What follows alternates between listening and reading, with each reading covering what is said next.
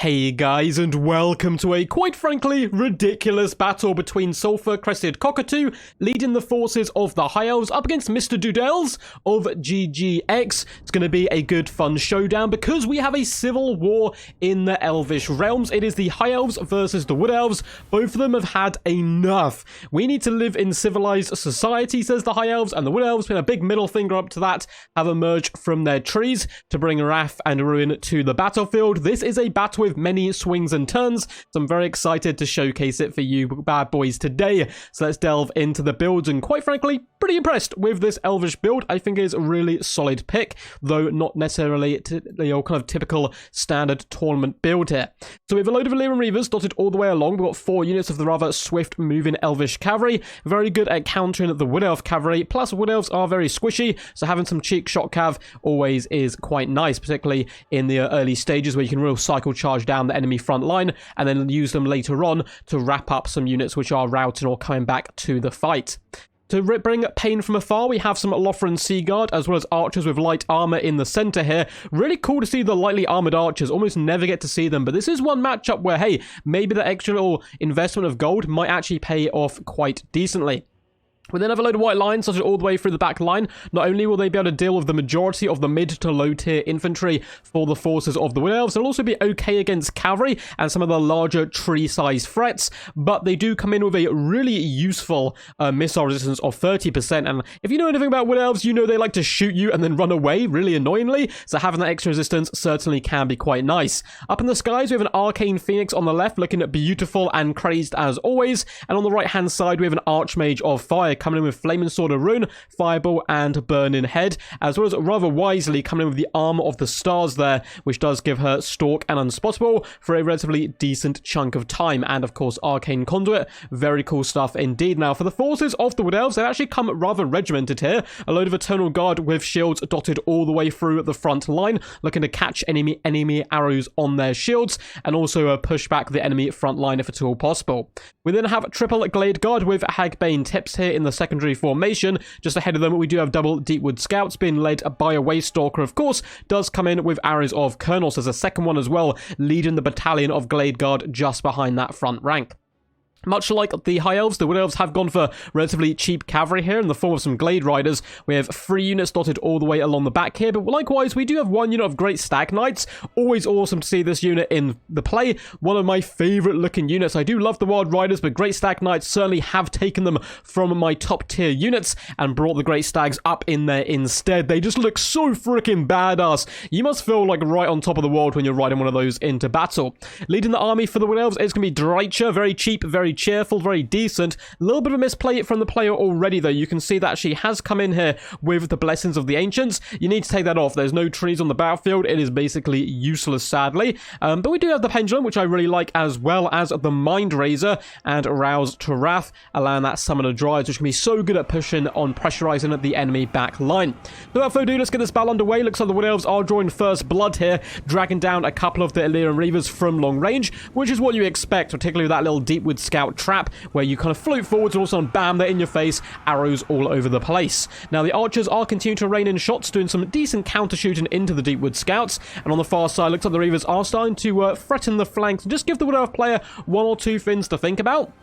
The archers either need to pull back to finish those guys off, or you've got to be very careful with your cavalry. You can see on the left-hand side, the Glade Riders do slam into the Reavers there, certainly win that engagement, but it has allowed them to be rear charged by a second unit of Reavers. Lovely bait and switch there by the High Elf player. Should be able to turn a bad situation into a great situation, though there is some archer support coming in from the Wood Elves, which could prove slightly problematic, but it does look like the Glade Riders have been put in their place. Real nice play there from the High Elves. Now, up in the skies, the Arcane Phoenix is surveying the battlefield. Eternal Guard are battering at the gates against the white lines, and I quite like this that the Wood Elf players pushed forward aggressively, keeping the fight away from his archers, because it is a fight he will lose unless he gets that archer support. Big fat Pendulum goes down from Dreicher on the white lines, although the Archmage is flying overhead to tell those white lines to stand and hold your ground. We will slaughter the enemy. We do get a big fat Burning Head, very juicy one, going down the back line here on the Glade Guard with Hagbane Tips, doing some massive damage to them. It looks like it's even going to catch the second unit as well, who are trading rather ineffectively right now up against the lightly armored archers of the High Elves. In the main fight, we do have a fireball going down as well, aimed at a Waste Stalker. You can see the Arcane Phoenix being a big old pain in the butt, though it does take that shot from the Waste Stalker, taking considerable damage there as well. So, bad Phoenix should have checked its 6 there. The Alien Reavers are being shut down by the Glade Riders, and this may open up a little pocket of pressure they're able to do with the cavalry, which I'd love to see, though Lothar and Seaguard are holding the line firm at the moment. In the main battle line, we can see archers have been caught up a little bit in the front, certainly not where they want to be, and the Great Stag Knights are going to punish them. Look at that charge, decimating the Elvish archers, running all the way through them, slaughtering them where they stand. We're about to get a second beautiful pendulum down on the white line. So the High Elf player did notice this and tried to pull out. Unfortunately, still took the brunt of the damage there. Great Stag Knights are fresh and ready for Elvish blood. Dryad Summon in the back has enabled them to shut down a unit of Lothar and Seaguard, which I like quite a bit. And something I'm really impressed so far with the Wood Elf player is these Great Stag Knights are never sticking anywhere too long, bouncing between engagements, getting that juicy charge bonus off. And now in the back, the Wood Elves are in full retreat. The Glade Guard and Deepwood Scouts are being put on the back foot, having to flee before the might of the White Lions. We still have the double Waste Stalker, though. They definitely want to be poking down the Archmage of Fire or the Arcane Phoenix, but I recommend the Archmage. No way of healing that mighty beastie. Glade Guard are going to be kiting it relatively effectively due to the help and support of the Deepwood Scouts. They can really whittle down the white lines from range. Plus, we have Glade Riders stampeding back to the battlefield as quickly as possible. Great Stag Knights going for a thunderous charge once more. Antlers skewing bone and flesh alike. The white lions not enjoying that too much whatsoever. And you can see the Great Stags up to 46 kills and taking very little damage. They are going to be trying to support the Waste Stalker here, who is a decent melee combatant, though not fantastic.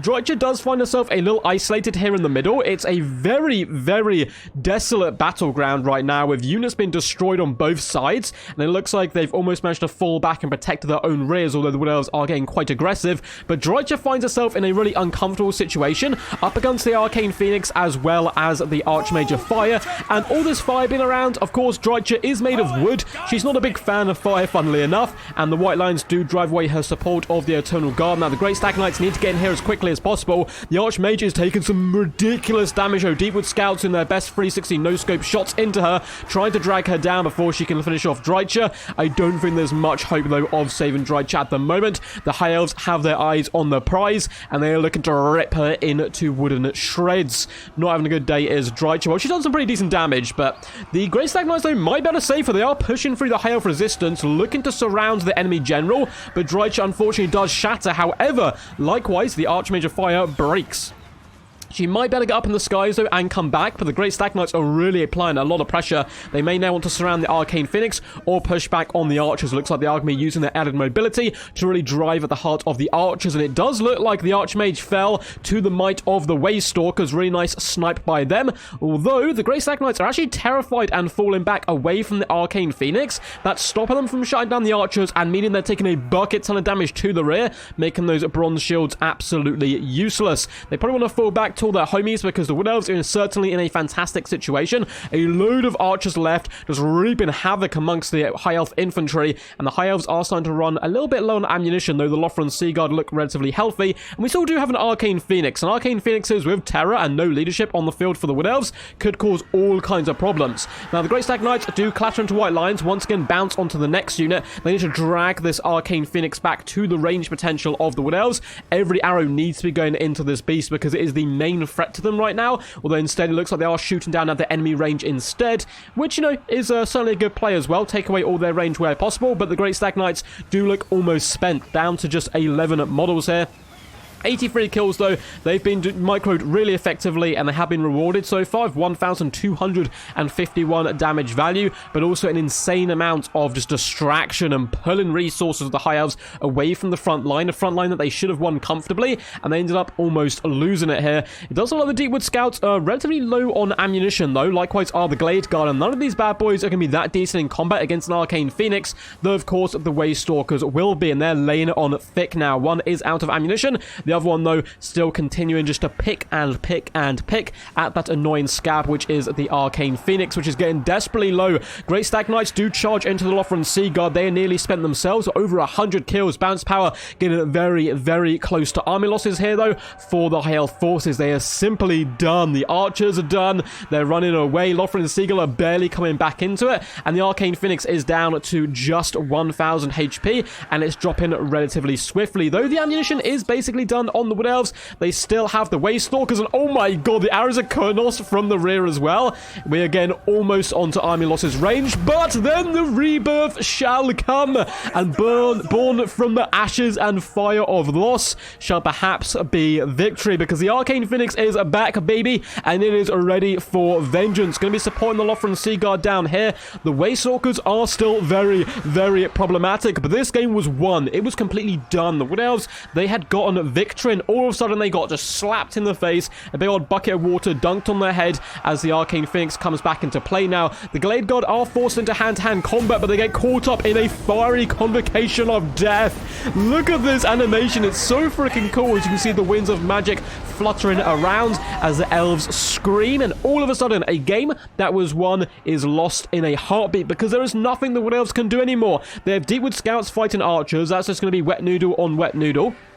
In the middle here, though, Arcane Phoenix can simply jump on top of the Waste Stalkers, shatter them, and that is going to be GG. Well played. The most Pyrrhic of Pyrrhic victories for the High Elves. A really fantastic, awesome play there by Sulphur Crested Cockatoo, but also Mr. Doodles, who he had the game won. He must have been so happy. It's one of those moments, I've done it a few times, where you get a little bit lax because you're like, oh, hey, the game's won, everything's all good, and the Arcane Phoenix just comes out of nowhere, is reborn into the world, and it just steals the show. 1,716 damage value, 73 kills, very impressive work. A really lovely build as well from both players. I must admit, those Great Stagnites did kind of win my heart, though. 1.4k damage value on them and 107 kills. They did some really lovely damage, and just good play in general, always keeping them bouncing. Now, I will go through the damage dealt and damage value of all these units in just a second, but before we get to that, if you guys enjoyed the video, make sure to leave a big fat juicy thumbs up, subscribe as well to the channel to get a little heads up on when my content is going to be coming, and comment down below what you thought of the battle.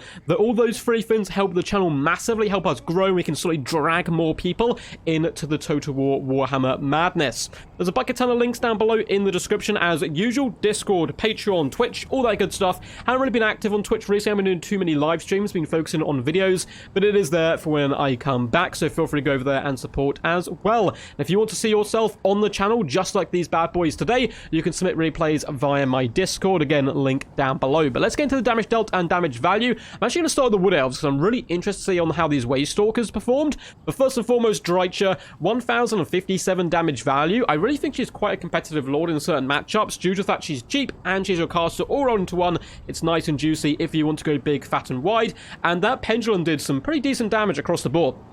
Waste Stalkers were very, very powerful. 1,274 damage value and 1,614. 38 and 35 kills is decent, but just good focus, good target priority. They were the ones who slew the Archmage and nearly dragged down as well the mighty Arcane Phoenix. Eternal Guard did, okay, nothing too crazy, kind of just lost the front line, but they held the enemy back whilst the Glade Guard and Deepwood Scouts brought the pain. 480, 460, 420, 599, and 1,085 damage value there across the board for all the ranged troops. This last unit of Deepwood Scouts certainly being just a cut above the rest, getting more kills, more value, probably one of the units which was really focusing down the Archmage there in that midpoint of the battlefield. As for the cavalry, it did kind of get ensnared and trapped, at least most of the Glade Riders did. 270, 430, and 577 damage value isn't amazing. I mean, this unit got 70 kills still. You can chase down routing units, but they really got outplayed by the enemy cavalry. However, something that was quite fantastic by Mr. Doodles was the Great Stagnites. 107 kills, 1.4k damage value, kept them moving, kept them bouncing. Even when they were being hunted down in the latter stages of the battle, they were still getting nice and aggressive and keeping the enemy's concentration away from his archers, as well as those Waste Stalkers who were attempting to win the battle. As for the Sulphur Crested Cockatoo, he did have the Archmage of Fire there, getting the 1.3k damage value. Certainly not too shabby. Really lovely burning head. Unfortunately, he did get assassinated, but I like the combination with the Arcane Phoenix, who got 1.7k value and 73 kills. As for the White Lions, 32, 29, 67, 78, and 66 kills. 460, 440, 920, 720, and 542 damage value, actually performing a little bit below what you would normally expect of them, and that is simply due to those stags keeping them at bay and the arrows being poured on thick. I quite like the Archer's Light Armor here. It's a unit you don't get to see terribly often. 63 and 8 kills, 718 and 264 damage value, so certainly a tale of two different Archer units, this one getting caught out by the stags at the wrong time. As for the Lothran Sea God, 57 and 28 kills, 730 and 350 value on them. Reavers, 200, 240, 160 and 700 value. Not performing too amazing, simply being overwhelmed by the power of the Wood Elves, but it didn't matter in the end as they were able to seal victory with a rather beautiful rebirth. Hope you guys enjoyed that one. Until next time, peace, peace, and as always, stay awesome.